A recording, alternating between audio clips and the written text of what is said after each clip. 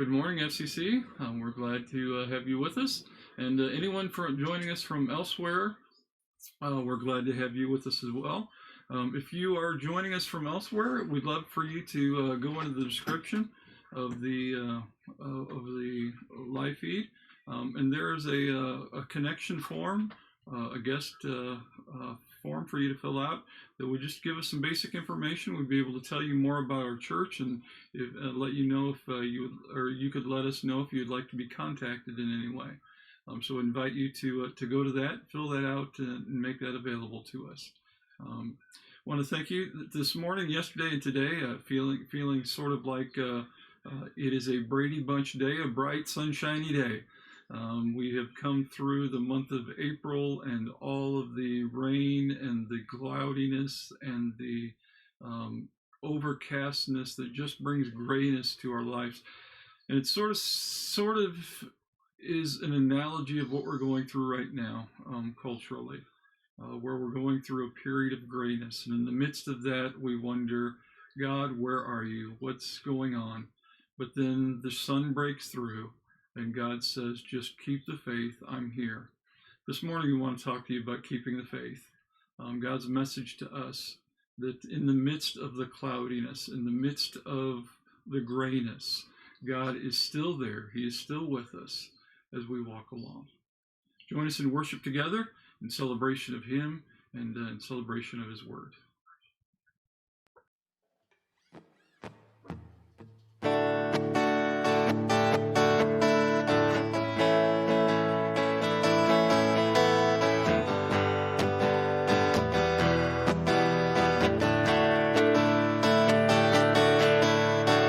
Open the eyes of my heart, Lord. Open the eyes of my heart. I want to see you. I want to see you. Open the eyes of my heart, Lord. Open the eyes of my heart. I want to see you. I want to see you. I want to see you high and lifted up, shining in the light of your glory. Pour out your power and love as we sing holy, holy, holy. Open the eyes of my heart, Lord. Open the eyes of my heart. I want to see you. I want to see you. Oh, open the eyes of my heart, Lord. Open the eyes of my heart. I want to see you. I want to see you. Yeah, I want to see you high and lifted up, shining in the light of your glory. Pour out your power and love. We sing holy, holy, holy. Holy, holy, holy. Holy, holy, holy. Holy, holy, holy. I want to see you. One more time, sing holy, holy, holy. Holy, holy, holy. Holy, holy, holy, I want to see you. I want to see you high and lifted up, shining in the light of your glory, as you pour out your power and love, as we sing holy, holy, holy. To see you high and lifted up, shining in the light of your glory, as you pour out your power and love, as we sing holy, holy, holy. Holy, holy, holy. Holy, holy, holy. Holy, holy, holy. I want to see you. Holy, holy, holy. Holy, holy, holy. Holy, holy, holy. I want want to see you.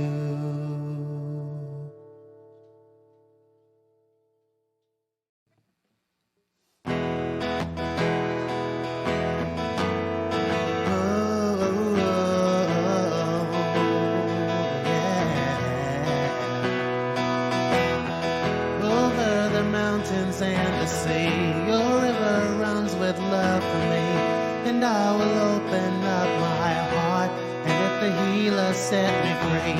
I'm happy to be in the truth, and I will daily lift my hands, for I will always sing of when your love came down. I could sing of your love forever. I could sing of your love forever. I could sing of your love forever. I could sing of your love forever.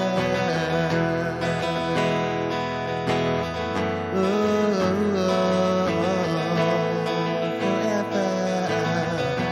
Sing it with me one more time, yeah. Over the mountains and the sea, your river runs with love for me, and I will open up my heart and let the healer set me free.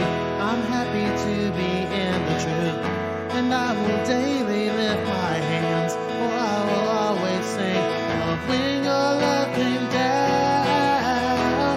I can sing of your love forever. I can sing of your love forever. I can sing of your love forever. I can sing of your love forever. Though I feel like dancing, yes I do, and it's foolishness I know. When the world has seen a lie, they will dance for joy like we're dancing right now. I can sing of your love forever. I can sing of your love forever. I can sing of your love forever.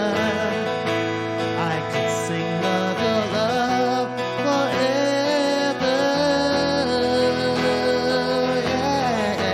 Yeah. Oh, Jesus, sing of your love.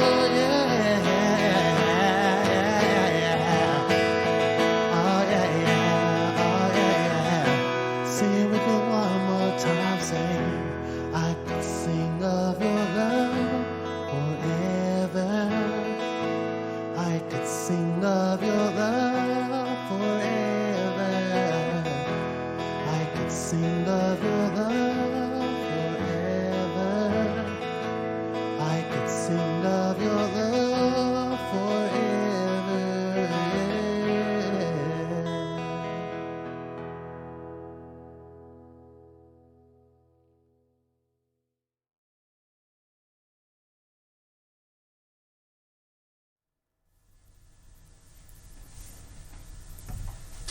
Praise the Lord.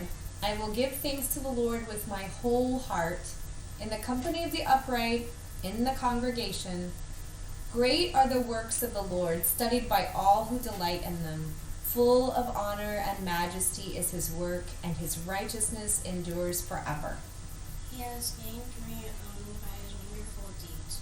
The Lord is gracious and merciful. He provides food for those who fear him. He is mindful of his covenant. He has shown his people the power of his works and given them the heritage of nations. The works of his hands are faithful and just. All his precepts are trustworthy. They are established forever and ever, to be performed with faithfulness and uprightness. He sent redemption to his people. He has commanded his covenant forever. Holy and awesome is his name. The fear of the Lord is the beginning of wisdom. All those who practice it have a good understanding. His praise endures forever. Father, we're grateful for your faithfulness, not only in times of pandemic, but at all times. You are faithful and you provide for our needs. We are grateful, O God, for your love, which you demonstrate day after day. Continue to watch over us, protect us, and keep us safe. We pray in Jesus' name. And all of God's people said, Amen. Amen.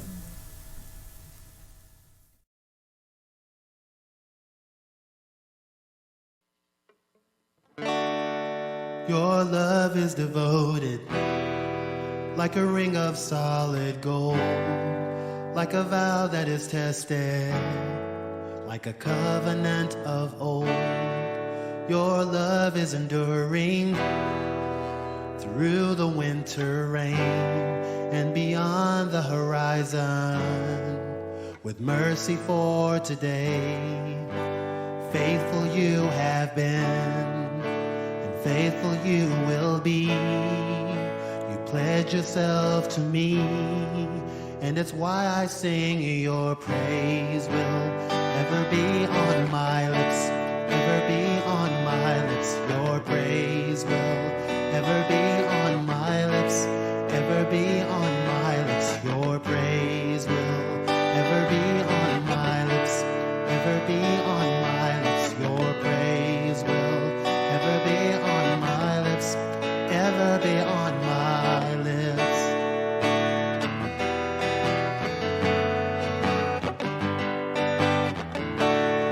You father the orphan, your kindness makes us whole. You shoulder our weakness, and your strength becomes our own.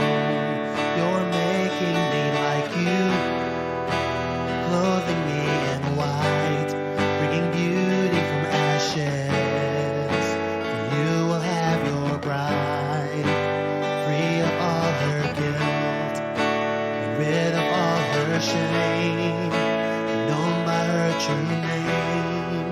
And it's why I sing. Your praise will ever be on my lips, ever be on my lips. Your praise will ever be on my lips, ever be on my lips. Your praise will ever be on my lips, ever be on my lips. Your praise will ever be on my lips, ever be on my lips. You will be praised, you will be praised. With angels and saints we sing, worthy are you, Lord. You will be praised, you will be praised. With angels and saints we sing, worthy are you, Lord. You will be praised, you will be praised. With angels and saints we sing, worthy are you, Lord. You will be praised, you will be praised. With angels and saints we sing, worthy are you, Lord. And it's why I sing. Your praise will ever be on my lips, ever be on my lips. Your praise will ever be on my lips, ever be on my lips. Your praise will ever be on my lips, ever be on my lips. Your praise will ever be on my lips, ever be on my lips.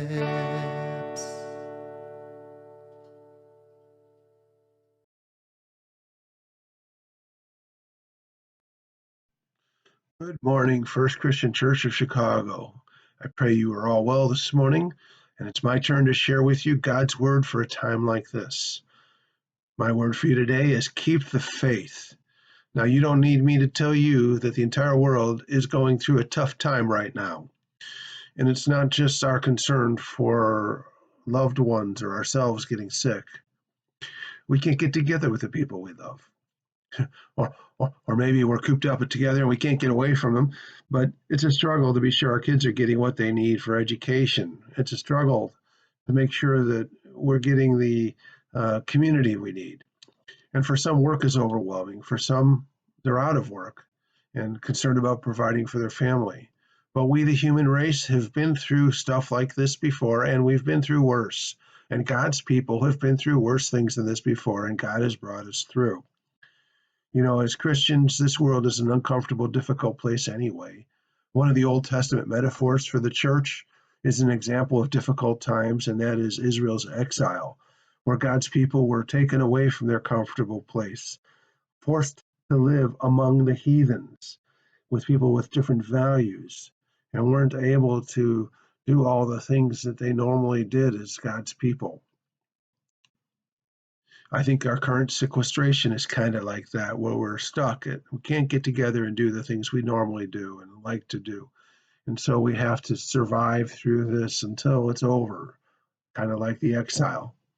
Now, I'm not suggesting that our situation now is a judgment from God as the exile was.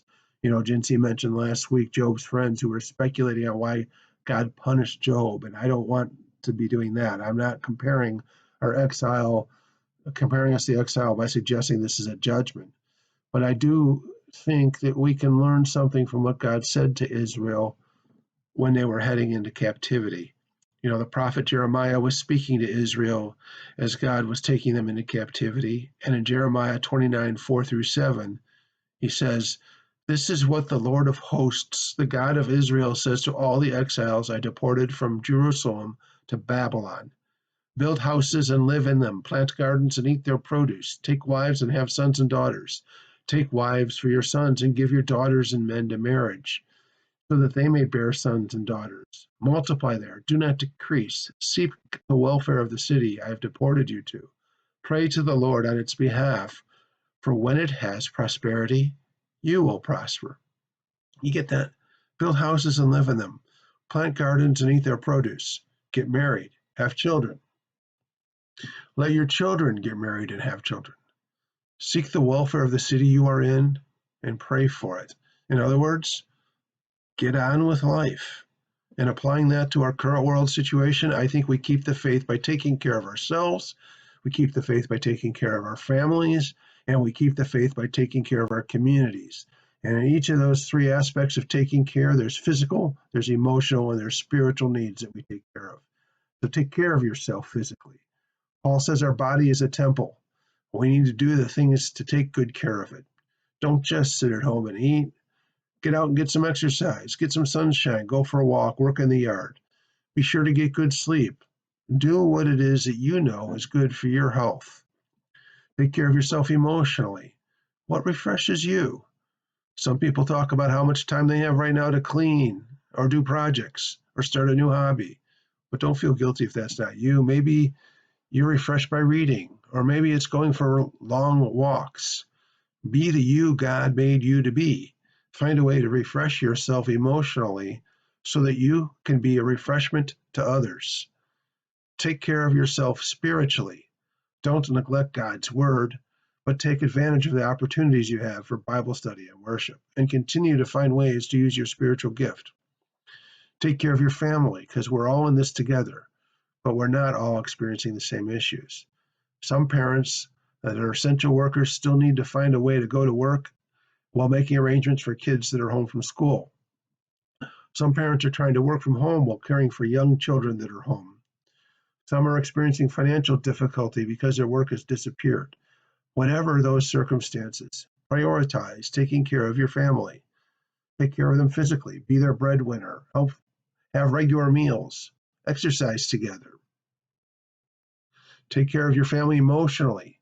Encourage your family members to do the things that are refreshing for them, and allow them space if that's something different from what you do. Take care of your family spiritually. Do devotions together, pray together, worship together. Encourage each other to stay close to God. Do what you can in your unique situation to protect your family and to provide them both the income and the relationships they need. For some, this may even mean temporarily isolating yourself from your family because your work puts you at high risk. Others I know have locked themselves at home because their children are high risk and they don't want to expose them, so no one in their family has left their house once in the last 6 weeks. I know other people that are taking care of parents and extended relatives, going shopping for them, running their errands, making sure they have what they need. And this is biblical because in 1 Timothy 5, when Paul talks about supporting the widows, he says family needs to support them first. In 5:8, he says, if anyone does not provide for his relatives, and especially for members of his household, he has denied the faith and is worse than an unbeliever. So take care of your family and take care of your community. James 2:14 through 15 says, what use is it, my brethren, if someone says he has faith, but he has no works? Can that faith save him? If a brother or sister is without clothing and in need of daily food, and one of you says, go in peace, be warmed, and be filled, and yet you do not give them what is necessary, what use is that? So James says our faith is lived out in how we take care of people around us. 1 John 3:17 says, whoever has the world's goods and sees his brother in need and closes his heart against him, how does the love of God abide in him? In other words, if we have the means of helping someone, then we have an obligation to do so. And in so doing, we are living out the love of God. Let me read that verse again. 1 John 3:17. Whoever has the world's goods and sees his brother in need and closes his heart against him, how does the love of God abide in him? We show the love of God by how we take care of our brothers in need. So take care of your community physically. Some of us have the means of financially helping those whose income is affected by this situation. And in so doing, we live out the love of God. Some of us have the means of going shopping for people that are high risk and should not go out. And in so doing, we live out the love of God. Take care of your family emotionally, your spirit, your community. Take care of your community emotionally. We all have the means of helping people deal with isolation by checking in with them online and calling them. And when we do that, we are living out the love of God. Take care of your community spiritually. Check in on each other and encourage each other, and even more, reach out in the name of Jesus and share his love with the people that we connect with.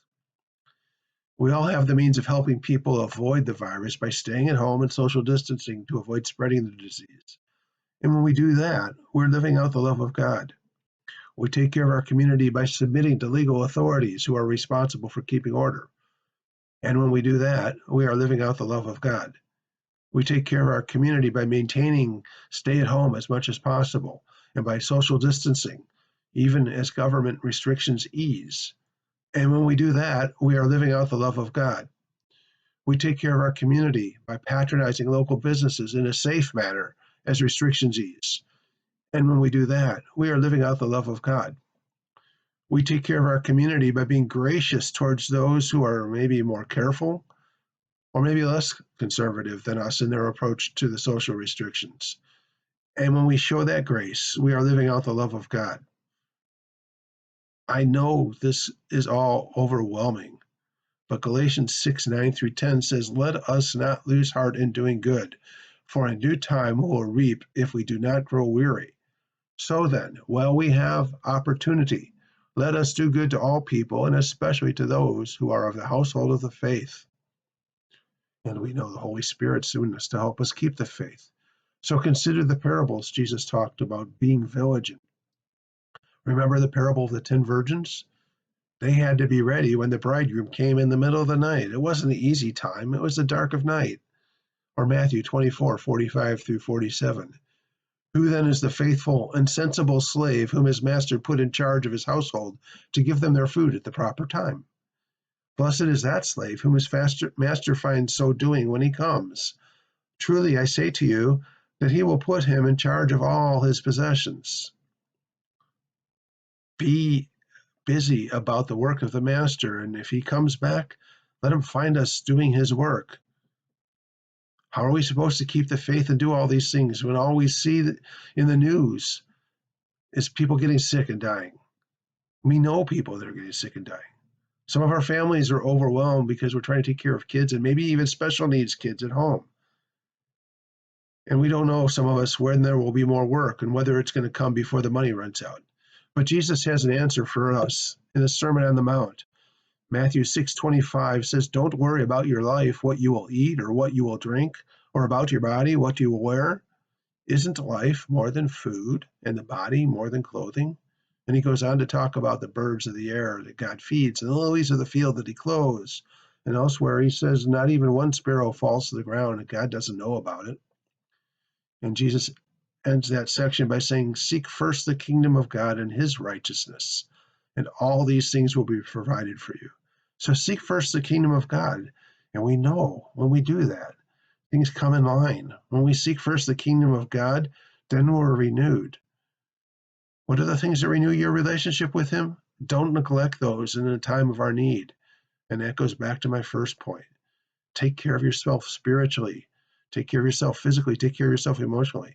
Take care of yourself first, and then you'll be able to take care of others. Keep the faith. Take care of yourself. Take care of your family.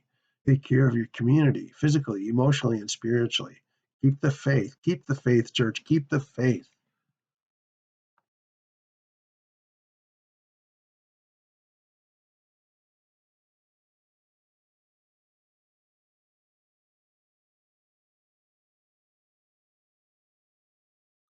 Welcome. We're here. We'll talk to talk with Geoff after his message to us.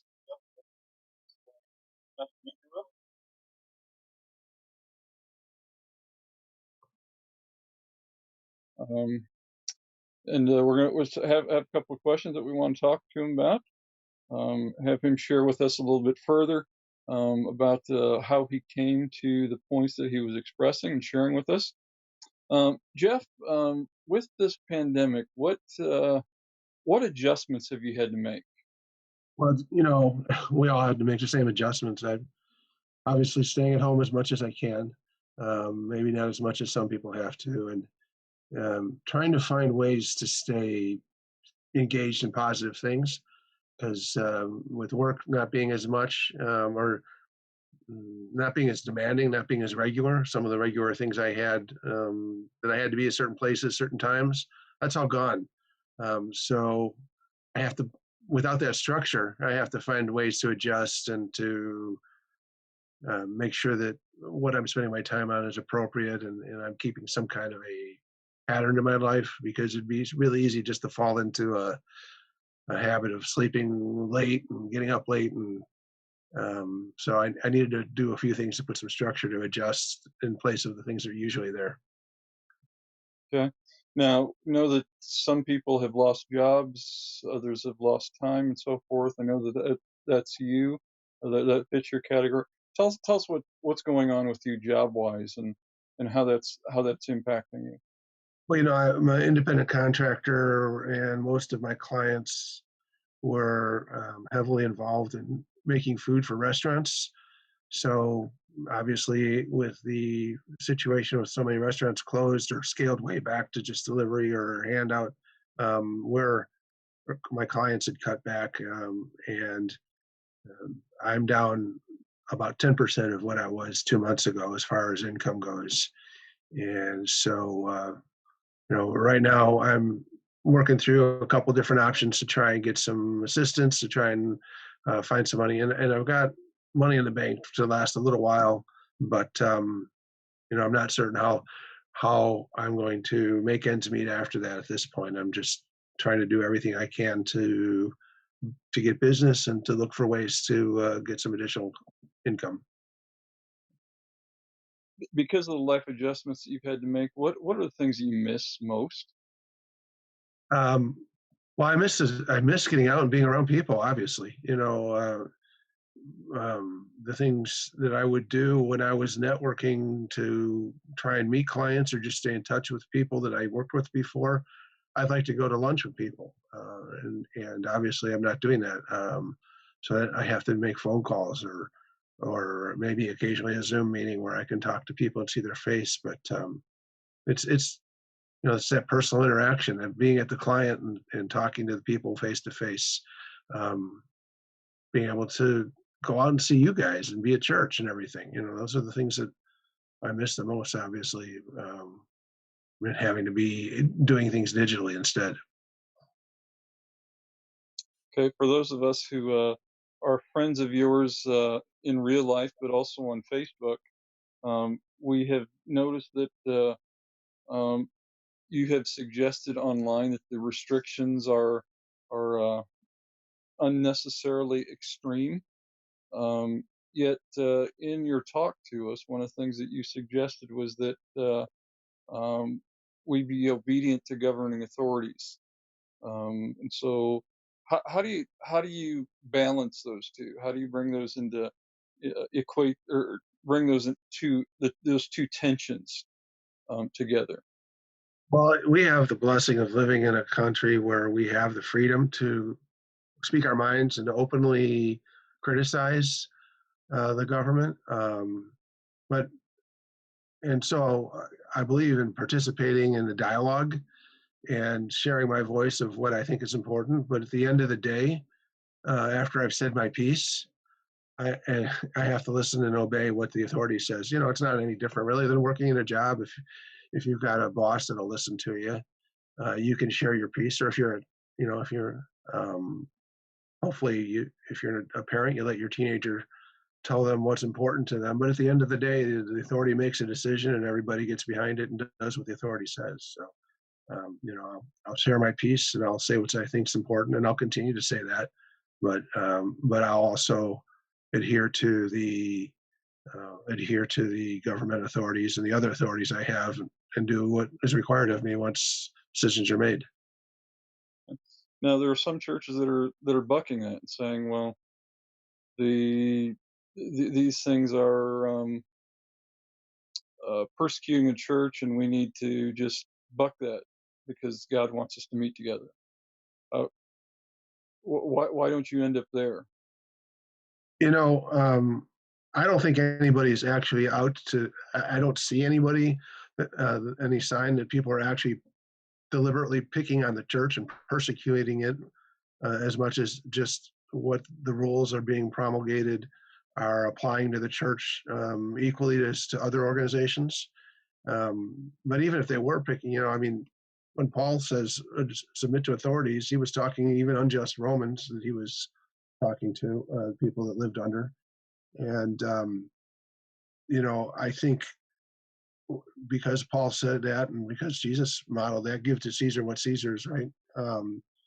We have the obligation to adhere to what they say up until the point where it's interfering with what God has told us to do. Now, I don't think meeting together rises to that level in this situation.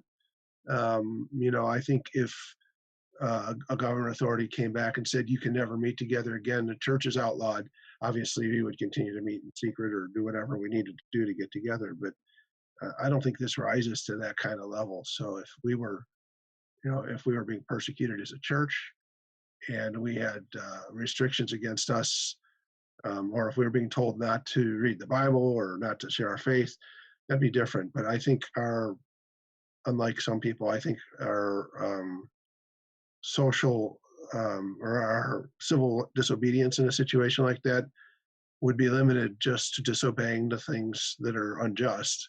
It doesn't mean you throw out everything else the government has authority over. But I don't think we're anywhere near that in this situation. Now, your word for us is keep the faith. Now, I think you define that a little bit differently than how I would generally hear people define that. Usually it would be keep the faith, keep what you believe in balance, make sure that you believe the right thing, kind of thing. But you went in an entirely different direction, and an emphasis not on keeping the right orthodoxy, but living it out in practical kinds of ways. How did you arrive at that? I'm not sure. You know, that's just when I think of keeping the faith, I think about living it. You know, that's how I think of it. You know, and I guess I did kind of quote James there, where he's talked about the faith in action is faith, and so adhering to orthodoxy is important, but that's not enough, and and adhering to orthodoxy isn't going to be any kind of encouragement. I mean, you still need to do it, but I don't. The encouragement we need is to live the faith. And so, you know, maybe live the faith would have been a better phrase, but that's how I thought of it. Okay. What have you done to keep the faith? Well, you know, as I said earlier, I have to have some structure. So one of my tools is a to-do list, and I have a checklist of about 13 things that I try to do every day.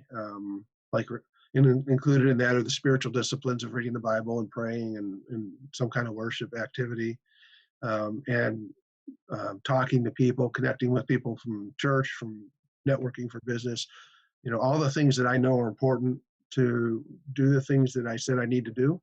I've got on a daily checklist, and then a to-do list of additional things that I fill in with.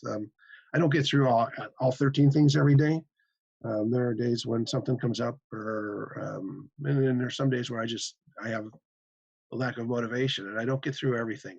But I try to at least do something every day that builds me up spiritually, something that renews me emotionally, and something to advance my cause to provide for my family. I try to get at least those things done every day in some fashion. The text from Jeremiah 29, where I would take that is the kind of thing we're saying, in the midst of your difficult circumstances, keep on living. Yeah. Keep doing what you can to live life. In a situation like we have, where the pandemic stuff can just get so weighty, why is that an important message for us? It would be easy to just fall into despair and hide. I mean, you've got to stay home anyway.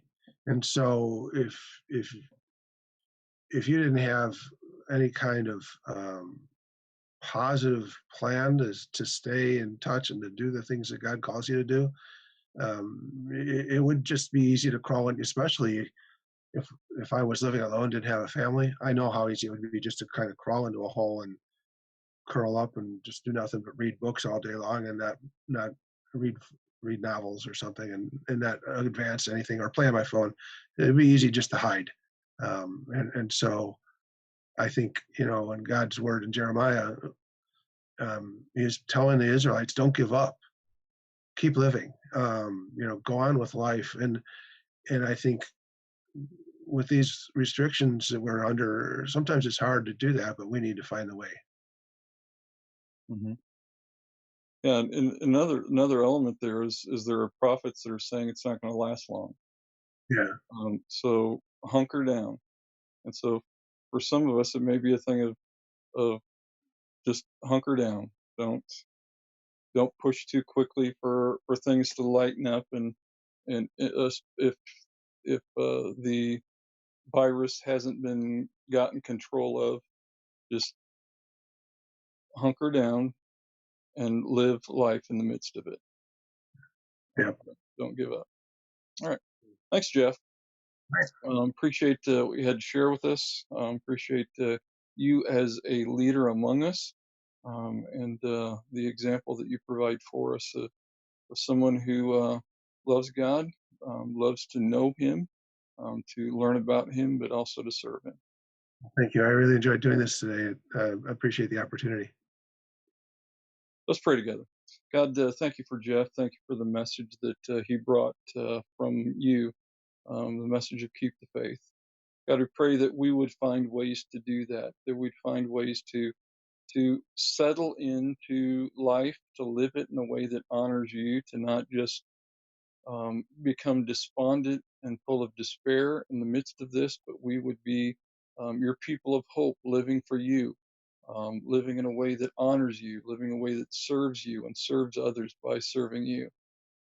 God, give us the grace to not just hang in and hang on, but to responsibly thrive in the midst of what we're going through right now. In the name of Christ we pray, and the church said. I'm joining you to join us right now as we go into our time of communion and offering. Good morning, SCC. I will be reading from John chapter 6, verse 35. Then Jesus declared, I am the bread of life. Whoever comes to me will never go hungry, and whoever believes in me will never be thirsty. What this scripture tells us is that if we look to him, put our faith in him, and do it as he would, we would not need anything but him because he will guide us. Please pray with me. Father God, I thank you for just letting us be here on today. Everybody that's watching, just letting us see another day of life. I pray that you can cover and keep us through this hard time, keep us safe. I pray that you can just reunite me and my church family just one of these days. In Jesus' name I pray. Amen.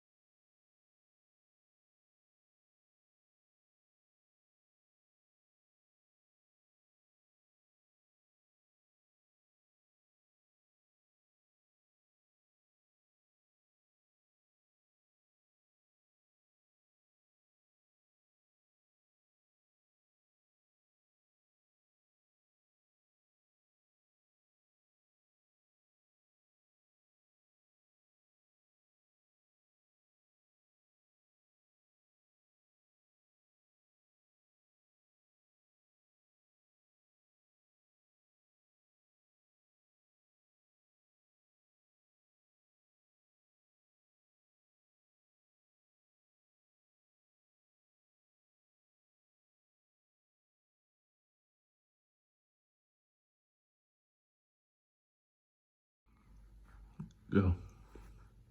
Something to give. But a poor widow came and put in 2 very small copper coins. They were worth much less than a penny. Mark 12:42. Giving is for everyone. It's not just for grown-ups. It's not just for rich people. Anyone can give. You can too. You can give part of your allowance to the church. You can give time to help your mom around the house. You can give your old toys to children who need them. The widow is this story gave a lot, even though what she gave was worth less than a penny. She gave what she had to God, and Jesus blessed her for it. You may not have much, but you always have something to give. Who should give? What can you give today?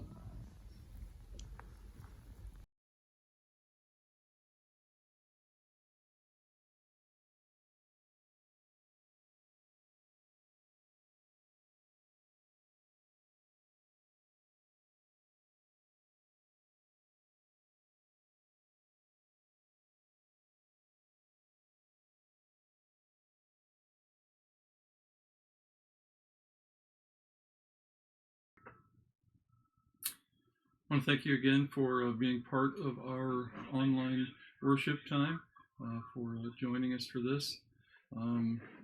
If, again, you are a guest of ours, well, we'd like you to go to the description up in the description area, and there's a connection card, a friendship card that we'd like you to fill out, or a link to that, just to let us know who you are and how we can be in touch with you to let you know more about the ministry of the church. You can let us know about some areas of interest as well, as particularly if you've got some children. We'd like to hear from you. We invite everybody to stick around to join us on Zoom for our time of hospitality and our connection groups. Connection groups provide an opportunity for our members to gather together to share concerns and prayer together with one another. And to wrestle with a couple of things from today's message. I'll send a note out to the group, a couple of things for you to discuss in your time together, but for a time for us to be face-to-face with one another virtually. It's good for us not just to observe the ministry happening, but for us to actually engage in some conversation, and so that's what our connection group and hospitality time provides. As well, we'd love for you to be a part of one of our Bible studies that's on Zoom during the week. If in the comments section here, you'd let me know that if you would be interested in a Tuesday night or Wednesday morning group, I could send you the link to that. so that you'll be able to join into that. We'd love to have you.